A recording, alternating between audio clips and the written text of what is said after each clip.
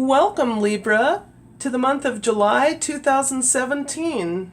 I'm Megan of North Star Astrology, and this is a general transits reading for those born with their sun, moon, and or rising or ascendant sign in Libra.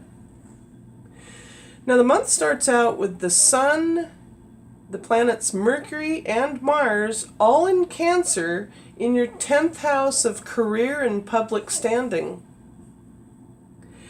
And the moon is in your sign to start out the month, along with the planet Jupiter, which, by the way, went direct back on May 9th, in the first house of the self and or physical body, and or your outlook on life.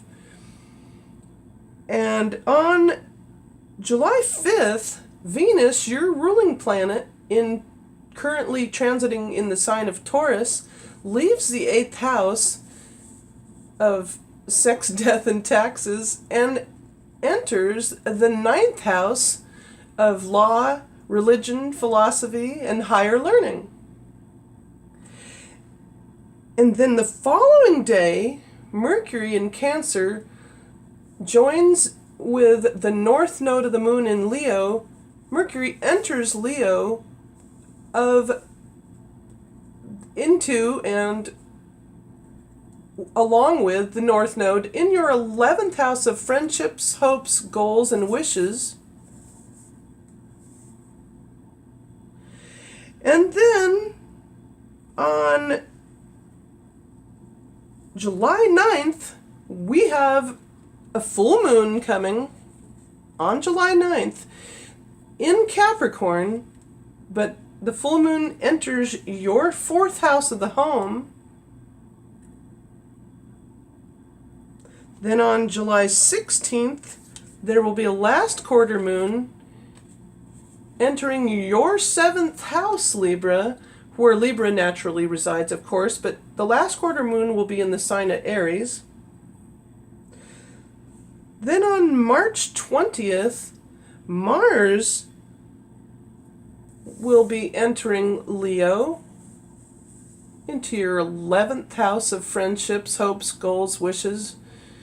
And you could be really communicating and putting a lot of energy and thought into group relations. Then on July 22nd, the sun enters the 11th house, the sun enters Leo and goes into your 11th house of friendships, really highlighting friendships and your goals and your wishes and any kind of group activity that you're involved in.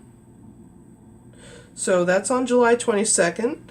Then the new moon happens on July 23rd, which means that not only do we have a plethora of planets, but now we have the sun and the moon coming together, in a sense conjuncting all of this. So this cluster, and also being that the new moon is entering Leo on the 23rd, you now have the opportunity to go within and decide whether or not your friendships are true enough or not, and perhaps feather out weed out the ones that aren't your true friends. But this is amazing, because a lot of us are now going through this huge,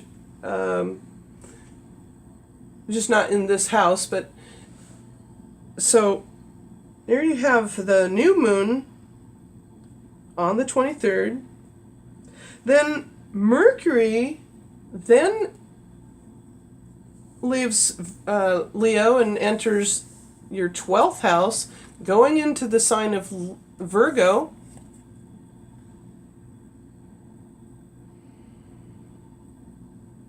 And then finally the first quarter moon, where you can kind of use the energies of the new moon, comes back around into your second house of money, and you can start new financial or projects that take financial backing on July 30th. And then finally, at the very last day, on the very last day of the month of July, your ruling planet Venus enters Cancer and goes into your 10th house of career, public standing, and the house of the ego, or your reputation. And so